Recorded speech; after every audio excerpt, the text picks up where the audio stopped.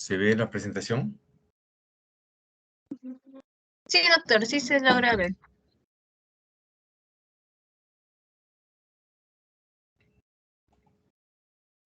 Ya. Entonces, en la primera sesión vamos a ver la evaluación nutricional que hemos visto ya en un seminario.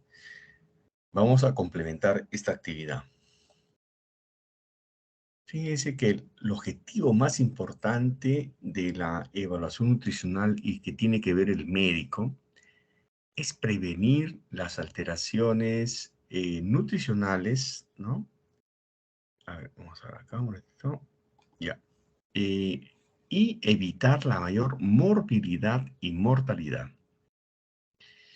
Para cumplir este objetivo es necesario conocer, ¿qué cosa? Los patrones nutricionales normales y anormales.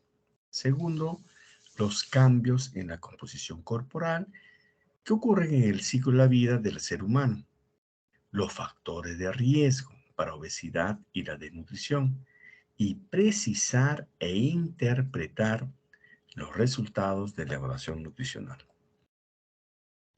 Recuerden que la composición corporal, es decir, el peso corporal, que es un dato importante en la evaluación médica, uno dice, el peso está aumentado, disminuido, o el paciente de repente le refiere, doctor, estoy con exceso de peso o con déficit de peso. Este peso corporal debe ser interpretado en función a la masa grasa y a la masa magra, ¿no? Entonces, la masa grasa está dado por el tejido adiposo subcutáneo, la grasa asociada a órganos, que es fundamentalmente el perímetro abdominal, los lípidos de membrana y circulantes, y la masa magra, en la cual está la masa muscular, las vísceras, la masa ósea, los fluidos corporales y las proteínas circulantes. Bien, entonces, en ese sentido, la valoración nutricional es la evaluación cuantitativa del estado nutricional. Esta evaluación nutricional tiene 4 componentes: la historia médica y dietética, el examen físico, la evaluación de la antropometría y las mediciones de la composición corporal, y los exámenes de laboratorio y pruebas radiológicas. Fíjese que son 4 componentes. Entonces, en resumen, cuando uno habla de métodos de evaluación del estado nutricional, uno habla de métodos, por ejemplo, la evaluación antropométrica, la evaluación bioquímica, la evaluación clínica y la evaluación dietaria. Ningún método es completo por sí mismo y una combinación de diferentes métodos es esencial en este caso. Por eso es importante el examen físico, donde uno valora, mejor dicho, la evaluación antropométrica. Utiliza en muchos casos la composición corporal y generalmente utiliza exámenes complementarios. ¿Qué debe anotar en la historia clínica?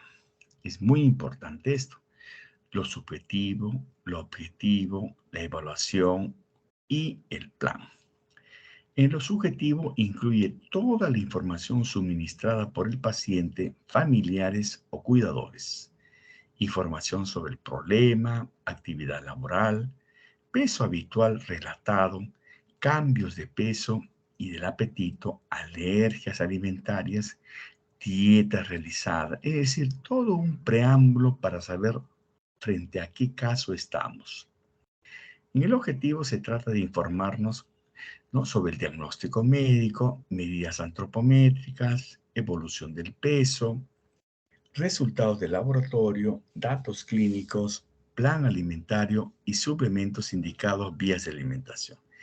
Y en la evaluación incluye el diagnóstico nutricional, interpretación del profesional sobre el estado nutricional del paciente, que es importante, evaluación del estado nutricional actual y necesidades de intervención de otros profesionales o servicios, por ejemplo, el nutricionista.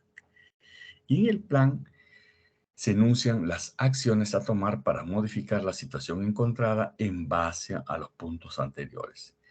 Eso es más o menos lo que uno anota en la historia clínica. Muchas veces la historia alimentaria pues no permite hacer un diagnóstico nutricional, pero sugiere el riesgo de malnutrición o una tendencia de consumo de alimentos, información aproximada y cualitativa del aporte de nutrientes. En algunos casos se puede requerir cuantificación, hábitos y tolerancias. Y la historia ponderal es importante, magnitud de los cambios del peso corporal, tiempo en los que han ocurrido estos cambios. Entonces, cuando uno está frente a esta situación, uno evalúa niveles de intervención para la evaluación nutricional. Hay un primer nivel de intervención que es el tamizaje nutricional que señala riesgo y que puede en realidad ser realizado por cualquier personal, un personal no profesional inclusive, familiares, pacientes, variables a tener en cuenta cuáles son. ¿Ha perdido peso en poco tiempo? ¿Han reducido su ingesta en poco tiempo? ¿Patología conocida? Son preguntas muy sencillas y generales. Y si existe respuesta positiva, se pasa al siguiente nivel. Este segundo nivel de intervención, ahí sí es realizado por un profesional de la salud, ¿no?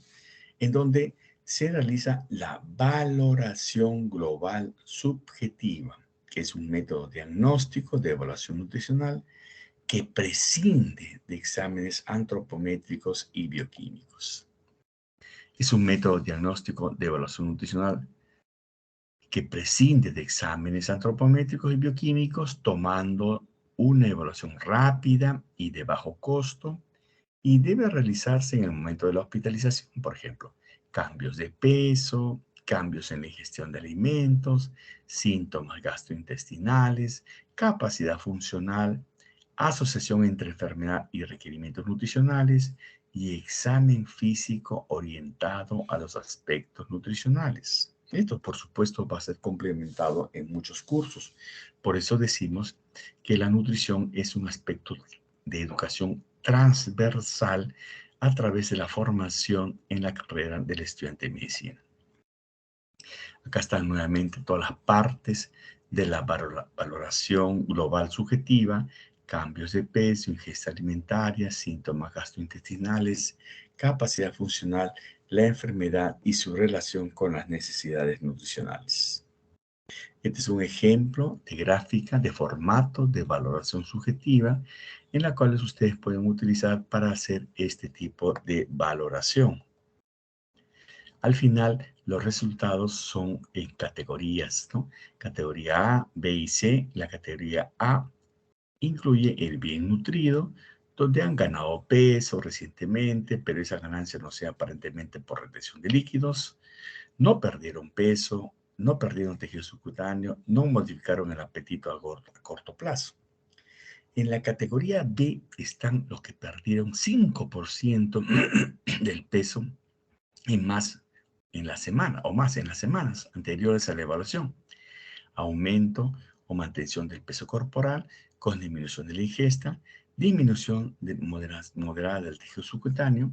Y en la categoría C está la pérdida severa de tejido subcutáneo o pérdida de la masa muscular o presencia o aumento del edema o pérdida progresiva de peso mayor a menos del 10%. Entonces, y finalmente está el tercer nivel, que es la valoración nutricional objetiva, donde ahí recién está incluida la valoración antropométrica, la valoración bioquímica, la valoración clínica y la valoración de la ingesta. Para ello hay muchas medidas en antropometría y muchos indicadores que ustedes los conocen muy bien indirectamente, ¿no? Y que tienen que aprender a utilizarlos de manera rutinaria. Este es el equipamiento mínimo para la evaluación nutricional: una balanza, un estadiómetro, cinta métrica, calipers o calibradores o calibres, como le quieran decir. Estos son los instrumentos que se utilizan. Y es importante en la valoración global objetiva, valorar el peso. En el peso hay que ver si el peso actual, que es el peso del momento de la evaluación, el peso usual, que es el paciente refiere, también puede usarse el peso ideal, y el peso ideal, el que se calcula cuando no es posible obtener el peso directamente. Acá ustedes pueden ver estos conceptos, ¿no? El peso actual, el peso habitual, el peso normal o teórico, el peso saludable, ¿no? Que es el peso adecuado, y el peso ideal, ante el cual hay una serie de cálculos que uno puede hacer. Este es un ejemplo de cálculo de peso ideal. Entonces, uno tiene estos datos que son diferentes con respecto al peso. Esta medición del peso es importante, es de gran utilidad, ¿no? Entonces, es importante colocar al paciente de manera adecuada, las palmas de las manos extendidas y descansando lateralmente en los muslos, con los talones ligeramente separados, los pies formando una V ligera, una V ligera, sin hacer movimiento alguno. Es muy importante hacer esta medición en forma duplicada. Y la medición de la estatura, ¿no? Que es la suma de 4 componentes: la pierna, la pelvis, la columna vertebral, el cráneo, ¿no? El sujeto debe estar de espaldas, haciendo contacto con el estadiómetro o estadímetro, colocado verticalmente con la vista fija hacia el frente, ¿no? En un plano horizontal, los pies formando ligeramente una V y con los talones entreabiertos. Es muy importante la técnica y es importante tener en cuenta que este es un preámbulo a la evaluación nutricional muy importante. Estas son medidas. A veces el antropometrista no se ubica en un lugar habitual. A veces en la persona del adulto mayor, el perímetro braquial o la longitud rodilla-talón es importante, ¿no? Hay otras medidas como la circunferencia, ¿no? La circunferencia media del brazo, el perímetro cintura, que es importante como riesgo cardiovascular, en la cual esto ustedes van a tener en cuenta como uno de los datos, además del peso, la talla, el índice de masa corporal. El perímetro cintura es quizás uno de los datos más importantes a tener en cuenta, porque es un buen indicador de la masa grasa intraabdominal y está asociado a mayor riesgo de enfermedad cardiovascular. ¿Dónde medir? El punto medio entre la cresta ilíaca y el reborde costal. ¿Con qué medir? Con la wincha médica.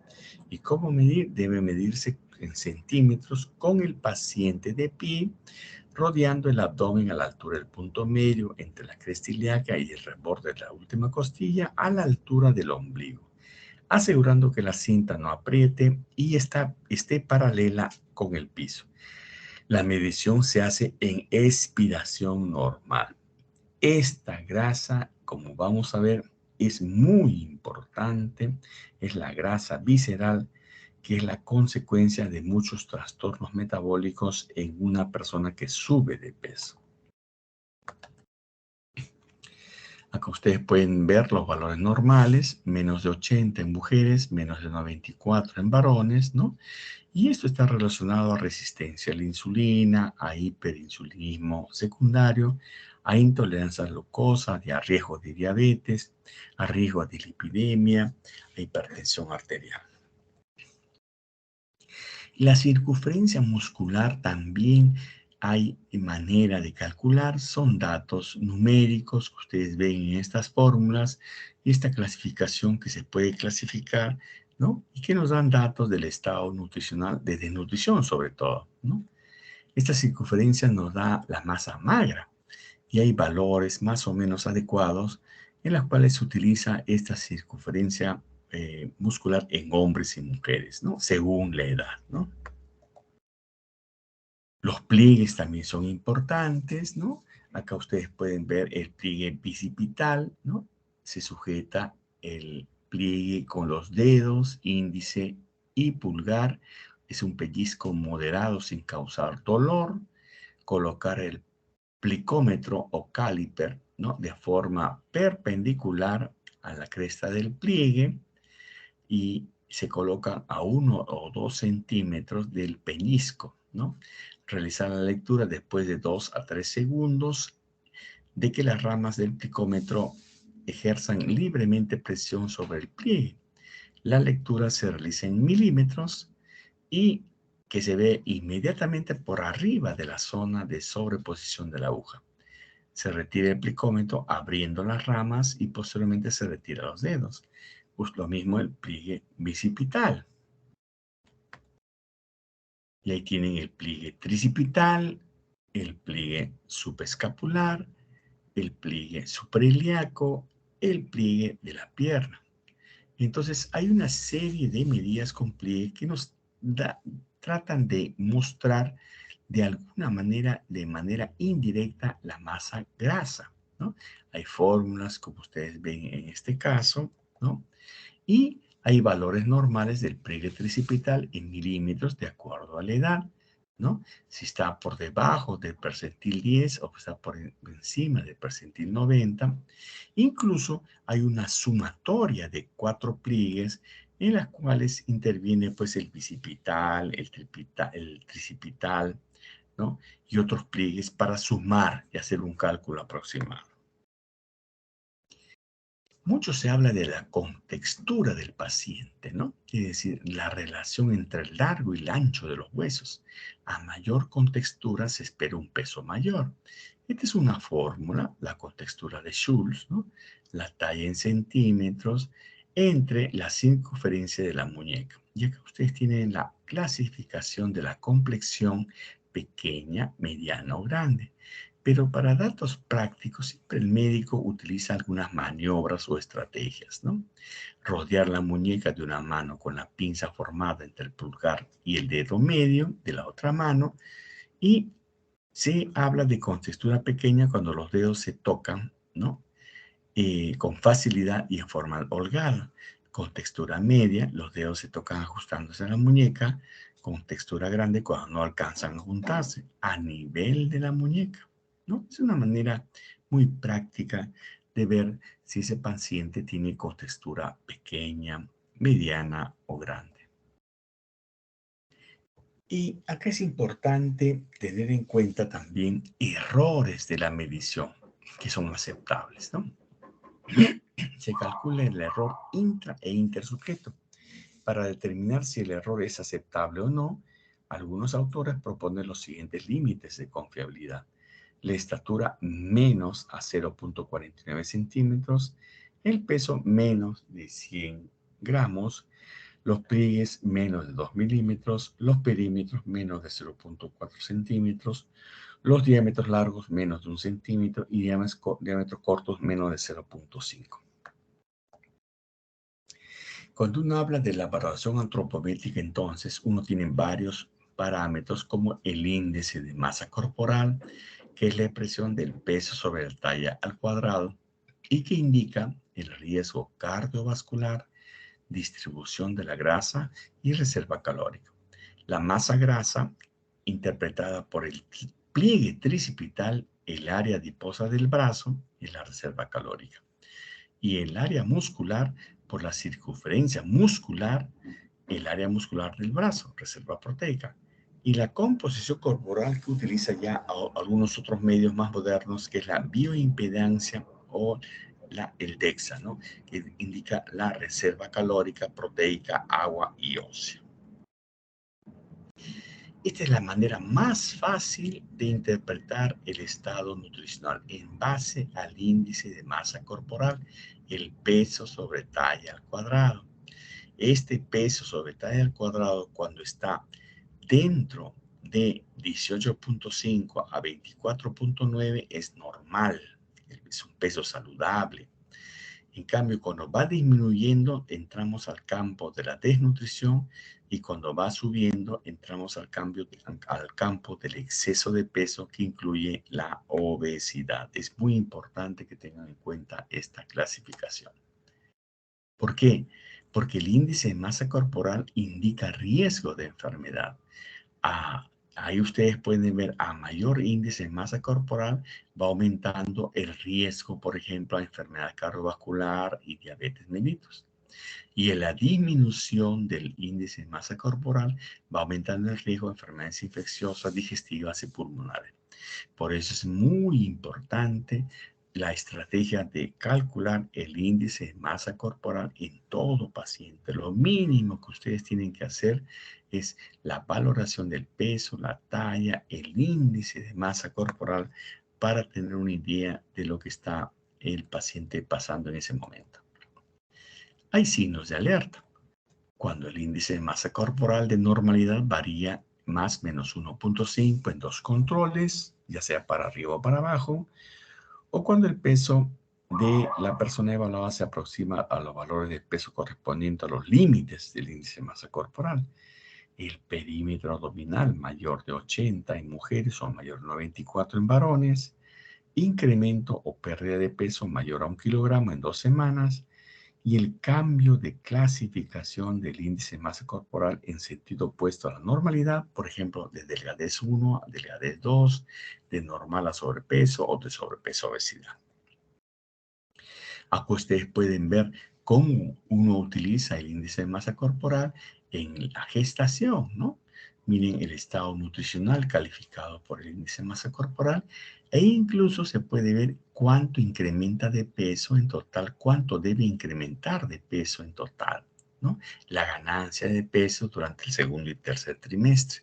Eso lo van a ver más en ginecología obstetricia. Este es un ejemplo de hoja de recolección de datos de antropometría. Y esta es la evaluación dietaria. Esta es una manera como uno califica el estado nutricional. Dentro de los métodos de evaluación dietaria está la encuesta de recordatorio de 24 horas, el registro de alimentos, la historia dietaria y la frecuencia de consumo de alimentos, ¿no? Para eso es importante el acceso a una historia clínica nutricional. Esta valoración de la ingesta incluye, pues, muchos datos, ¿no? ¿Por qué muchos pacientes no tienen una buena ingesta durante el internamiento, durante la hospitalización? La enfermedad, datos de enfermedad misma, anorexia, síntomas gastrointestinales, disfagia, barreras físicas, ayunos o procedimientos a la hora de la comida, preocupación, ansiedad, confusión, ambiente. Esta valoración de la ingesta también incluye la misma comida del hospital o restricciones dietéticas, ¿no? A veces innecesarias. Le ponen fácilmente el famoso NPO, o sea, nada por vía oral. Menús diferentes a los habituales, calidad, presentación, sabor, consistencia inadecuada, temperatura, horarios en el hospital, que a veces la cena es a las 5 de la tarde, 6 de la tarde. Falta de asistencia al paciente que lo requiere, disrupción en la comunicación entre médicos, enfermeros y nutricionistas. Este es un ejemplo de encuesta por recordatorio de 24 horas que ustedes ya saben de qué se trata. Y este es un cuestionario de frecuencia de consumo de alimentos que ustedes también ya lo han realizado. Esto se complementa con la valoración bioquímica, la evaluación dietaria con la valoración bioquímica. Por ejemplo, una albúmina de menos de 3 gramos por 100 mililitros para índice pronóstico es un indicador poco sensible en realidad. La transferrina, la prealbúmina, que es un indicador de ingesta energética, el recuento de linfocitos, el punto de corte en 1500 y datos inmunológicos. Este es un cuadro de evaluación bioquímica donde ustedes pueden ver estos parámetros que evalúan las proteínas viscerales, la albúmina, transferrina, prealbúmina y proteína fijadora de retinol. Ahí ustedes pueden ver los valores normales, la vida media, ¿no? Y cómo uno puede establecer una clasificación del estado nutricional, en este caso de desnutrición leve, moderada y severa. En la evaluación bioquímica, por supuesto, hay muchos test, ¿no? Que evalúan proteínas, ¿no? Que ustedes pueden ver, que evalúan vitamina A, vitamina D, folato, yodo, hierro, zinc, y ven la utilidad y la limitación, como por ejemplo la vitamina A limitado en la de respuesta de fase aguda. Por eso es importante evaluar o la situación, si está en respuesta inflamatoria o no, ¿no? Porque esto va a alterar estos indicadores. Este es el recuento de linfocitos, ¿no? En donde lo normal es más de 2000, ya ustedes pueden ver una deficiencia del recuento de linfocitos, ¿no? Leve, moderado y severo, de acuerdo a lo que han contabilizado. Hay signos clínicos que uno tiene que valorar, ¿no? En la evaluación ustedes van a aprender poco a poco cómo hacer esa valoración, ¿no? Este es a grosso modo, pues, una lengua geográfica o de repente problemas oculares o petequias, etcétera, o problemas de piel, ¿no? En niños, ¿no? Y ya en pediatría van a comprender de que esto se interpreta en función a la edad. Por eso es que se utiliza muchas veces las desviaciones estándar según el dato, ¿no? Este es un ejemplo nada más cómo se clasifica la desnutrición o el sobrepeso, la obesidad, según la desviación estándar en el peso-edad, peso para talla o el índice de masa corporal. Y lo mismo con la talla, ¿no? Un niño con talla baja es cualquier niño cuya talla y edad está por debajo de 2 desviaciones estándar. Y ahí viene la valoración de lo que es una talla normal baja, talla normal alta o talla alta. Bien, ¿alguna pregunta ahí, por favor? Doctor, buenas tardes. Tengo una consulta. Sí, dime. Pacientes que suelen ser o son fisioculturistas y tienen mayor cantidad de masa muscular, ellos de por sí van a tener entonces un IMC más elevado. En ese caso, el Así. IMC también se ve, como tienen un IMC alto, tendrán mayor predisponibilidad a enfermedades cardiovasculares y diabetes mellitus, o varía El, ahí. el riesgo del físico-culturista es mantener la masa magra. Y el mantenimiento de la masa magra es con un aporte calórico incrementado muchas veces, ¿no? Pero ese aporte calórico incrementado se traduce en mayor masa muscular por la actividad física que hacen estos jóvenes, ¿no? Entonces, ¿qué pasa cuando mantienen la ingesta calórica y ya dejan de hacer actividad física? Entran en obesidad. Por eso es que el físico-culturista, el riesgo que tiene es de obesidad, porque se acostumbran a la ingesta calórica elevada y de repente por algún motivo dejan de hacer la actividad física. Entonces, eso es importante tener en cuenta para que ese riesgo no aparezca. Ok, doctor, muchas gracias. ¿Alguna pregunta?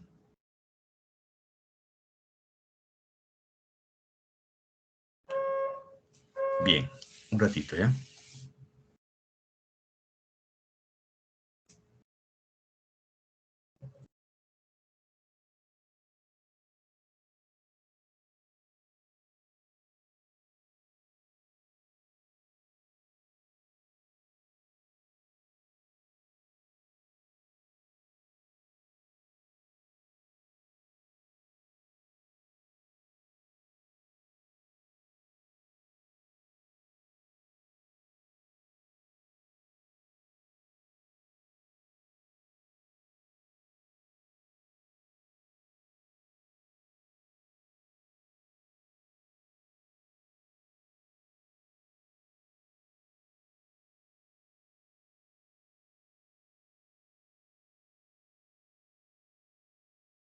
Bien, ¿alguna pregunta adicional para pasar a la siguiente clase?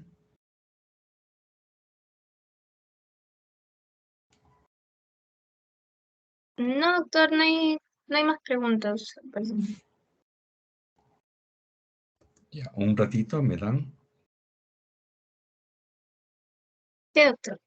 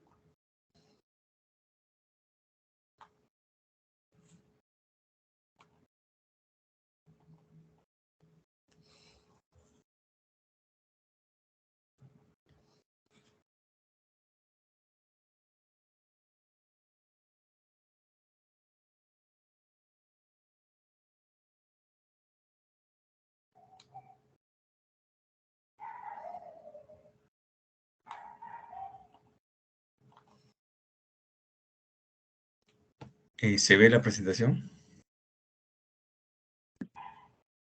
Sí, doctor, sí se puede ver. Bien, el último tema era de alimentos transgénicos, que es un tema también importante considerar. Esta definición del término transgénico deriva de dos raíces: trans, cruzar de un lugar a otro; génico, referido a los genes. Y el alimento transgénico es llamado también alimento genéticamente modificado. Forma parte de los organismos genéticamente modificados, organismo vivo modificado, organismos transgénicos.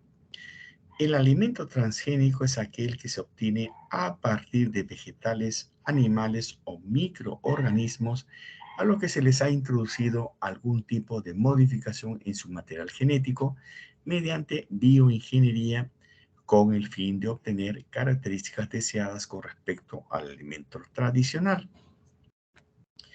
Acá ustedes pueden ver la definición según la FAO, que señala que el alimento transgénico es aquel organismo vivo que posee una combinación nueva de material genético que se ha obtenido mediante la aplicación de la biotecnología moderna.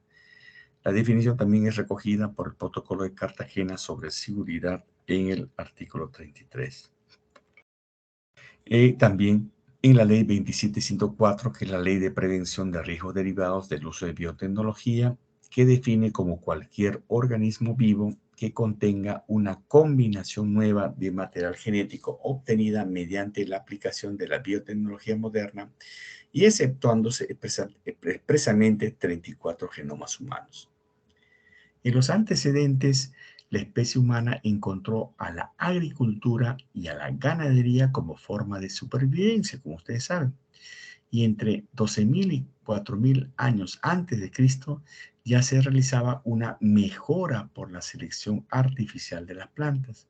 El descubrimiento de que las plantas tienen el sexo en el siglo XVI permitió el primer cruzamiento científico de dos claveles. Eso fue en 1717.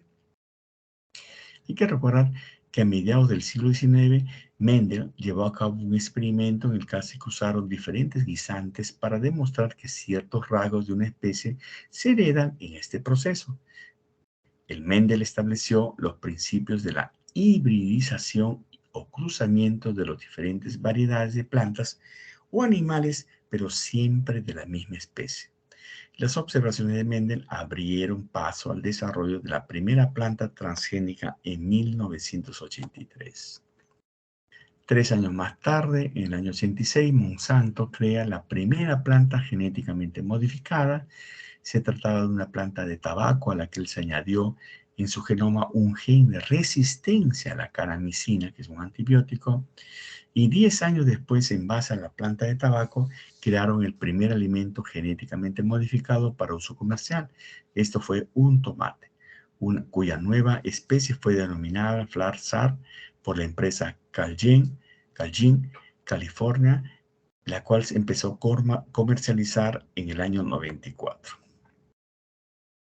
Bien, algunos antecedentes es, por ejemplo, de Michel en el año 1869, que analiza el núcleo de células que descubrió el ADN, por supuesto, hay que recordar eso, y Avery y colaboradores que demostraron que los genes están compuestos por ADN.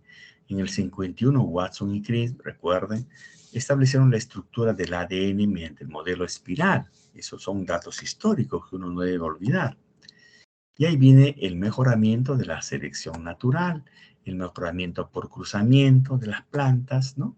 Y la ingeniería genética, que es una aplicación de la biotecnología que involucra la manipulación del ADN y el traslado de genes entre especies para incentivar la manifestación de características deseadas, es decir, para mejorar un alimento. La tecnología de ADN recombinante es donde se sitúa el origen de los denominados organismos genéticamente modificados u organismos vivos modificados, a partir de los cuales se obtienen los alimentos transgénicos.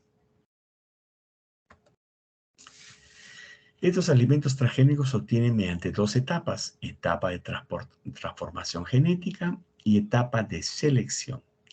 Y las técnicas de ingeniería genética empleadas para la obtención de alimentos transgénicos son las agrobacterias, la biobalística o pistolas de genes, la ectoporación, la microinyección. Y más reciente, en algunas estrategias, las cuales ofrecen técnicas de edición genética mucho más precisas y convenientes. Ustedes pueden ver algunos alimentos transgénicos como la soya transgénica. Con el empleo de Agrobacterium se consiguió una mayor resistencia al herbicida glifosato. Al tomate transgénico se ha introducido un gel del lenguado y se vuelve resistente al frío, ¿no? Es decir, se trata de mejorar el cultivo, la producción, la calidad y la resistencia del alimento. Al pato transgénico se le introduce un gen de cerdo para que mejore el sabor y olor más llamativo. Y al maíz transgénico se le incorpora un gen de la bacteria Bacillus que mata a los gusanos y así obtenemos un maíz más adecuado. Algunas características de algunos alimentos transgénicos: larga vida del anaquel, alto contenido de sólidos solubles, alto contenido de almidón, maduración uniforme, frutas light, tamaño y forma de la fruta, valor nutritivo. Son algunas modificaciones que uno obtiene con los alimentos transgénicos. Y la bioingeniería, en la actualidad, en el área médica, se utiliza una serie de proteínas provenientes de organismos transgénicos. Por ejemplo, la diabetes es tratada con insulina humana producida por bacterias, permitiendo tratar esta enfermedad a bajo costo. También pueden producirse antígenos y anticuerpos como proteínas recombinantes que se emplean en sistemas de diagnóstico de diversas enfermedades en el mundo. Y acá hay algunos posibles beneficios de los transgénicos. Beneficios al consumidor, en las cuales responden a las necesidades nutricionales y alimentarias y a las preferencias del mercado y previenen enfermedades, mejores características sensoriales y mayor disponibilidad de alimentos.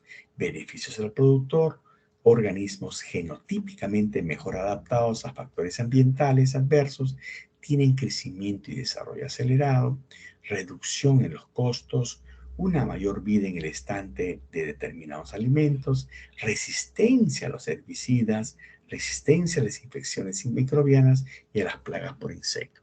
Y beneficios del medio ambiente: uso más racional de la tierra, el agua, los nutrientes, y disminuye el empleo de sustancias quimiotóxicas como fertilizantes o plaguicidas. Reducción de costos de producción e incremento de rendimientos.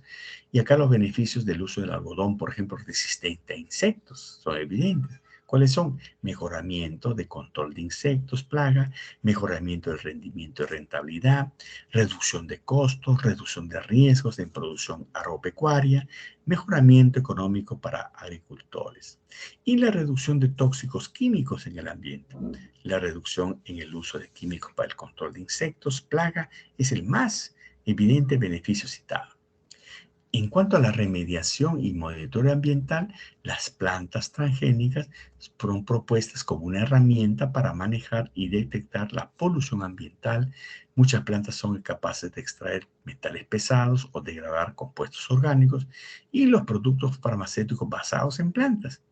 La investigación con plantas ofrece la posibilidad de producción a gran escala de proteínas terapéuticas altamente eficaces, seguras y puras. Y los posibles efectos no deseados de los alimentos transgénicos: aparición de posibles alergias, debido a que estos alimentos contienen nuevas toxinas y alergenos de probable impacto negativo en el organismo; aparición de genes resistentes a los antibióticos en bacterias patógenas para el organismo; y la reducción probable de la capacidad reproductiva. Los cultivos transgénicos implicarían el aumento en el uso de ciertos productos tóxicos como el glifosato, ¿no?, en la agricultura. El desarrollo de los transgénicos está en manos de unas pocas empresas multinacionales.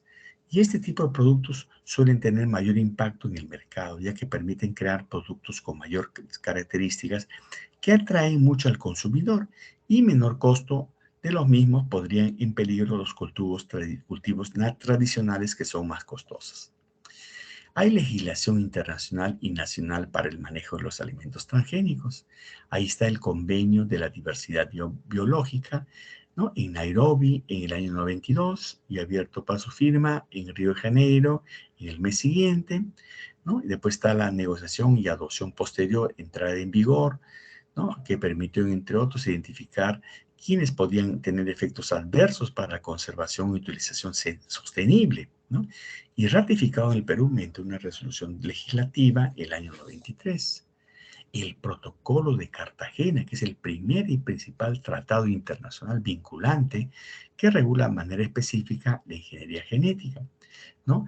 El objetivo de este protocolo es contribuir a garantizar un nivel adecuado de protección a la esfera de transferencia, manipulación y utilización segura de los organismos vivos modificados resultantes de la biotecnología moderna que puedan tener efectos adversos para la conservación y la utilización sostenible de la diversidad biológica.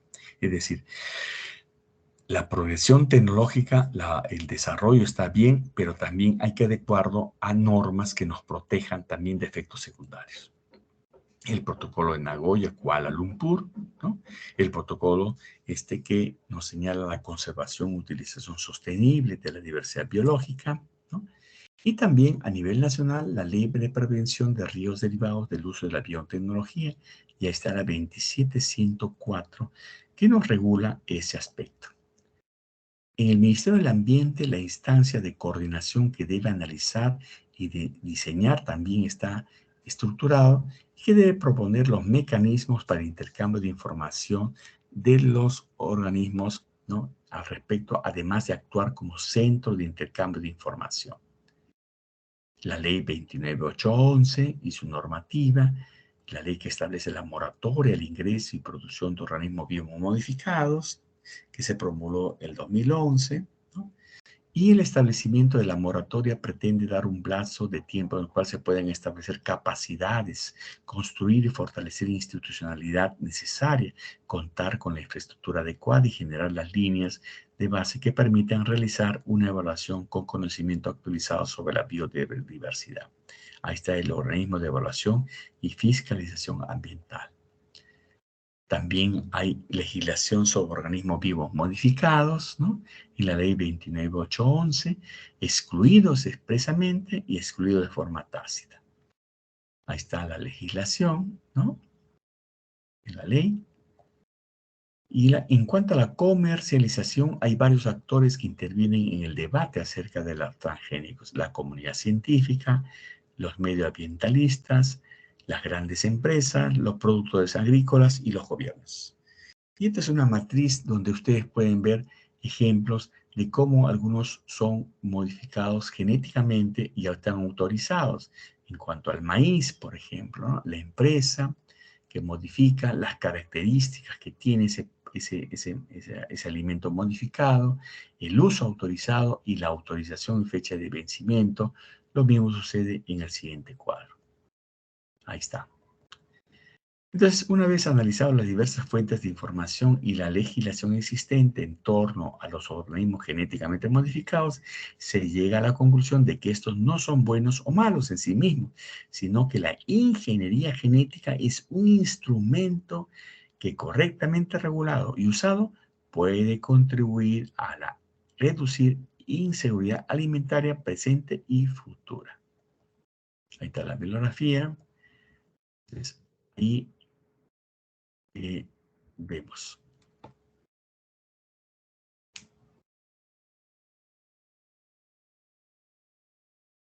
¿Preguntas? ¿Preguntas?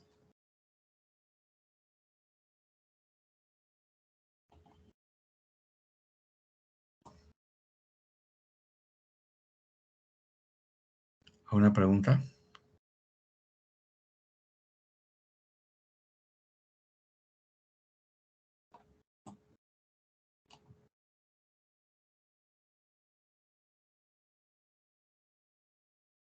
¿Alguna pregunta?